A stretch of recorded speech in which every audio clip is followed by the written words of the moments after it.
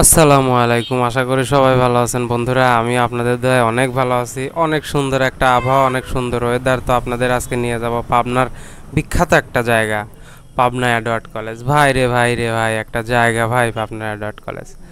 এখন বিকাল হয়ে গেছে কিন্তু প্রচণ্ড রোদ, মানে তীব্র রোদ না, মিষ্টি রোদ। তো এখানে আমি আপনাদের কিছুই দেখাতে পারতেছি না, কারণ আমি আজকে আপনাদের দেখাইতে চাইছি পাবনা অ্যাডওয়ার্ড কলেজের ক্রাউড।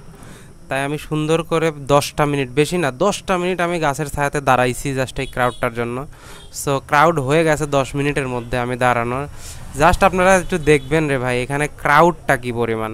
আমি জানি না পাবনা অ্যাডওয়ার্ড কলেজে কী পরিমাণ, কী জন্য এত পরিমাণ লোক হয়। আমি কিন্তু এই অ্যাডওয়ার্ড কলেজের নাম দিচ্ছি হচ্ছে পাবনার চন্দ্রিমা উদ্যান, মানে জাতীয় উদ্যান মিরপুরের যেটা।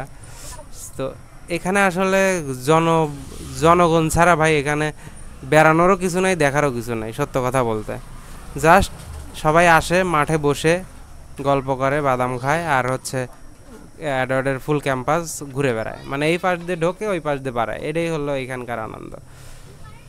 তো আমি জাস্ট আপনাদের একটু আজকে ক্রাউডটা দেখালাম। আমি পুরো অ্যাডওয়ার্ডের ক্যাম্পাসটা, কেন আমি অ্যাডওয়ার্ড ক্যাম্পাসকে ঢাকা চন্দ্রিমা উদ্যান বলি, পাবনার জাতীয় উদ্যান কেন বলি, দেখেন একটু লোক কি, হাই রে মজা রে, কি মজা পাচ্ছে এরা এখানে বসে বসে আর ক্রাউড করে। এত কোনো লোকই না, এত পরিমাণে লোক এখানে হয়, দাঁড়ানোর জায়গায় থাকে না ভাই পাবনা অ্যাডওয়ার্ড কলেজে। তা আমি পরবর্তী ভিডিওতে আপনাদের পাবনা অ্যাডওয়ার্ড কলেজের ফুল ক্যাম্পাস ঘুরে বেরিয়ে সুন্দর করে দেখাবো, যেহেতু আমি পাবনার মানুষ। সো ভালো থাকেন সবাই, আসসালামু আলাইকুম।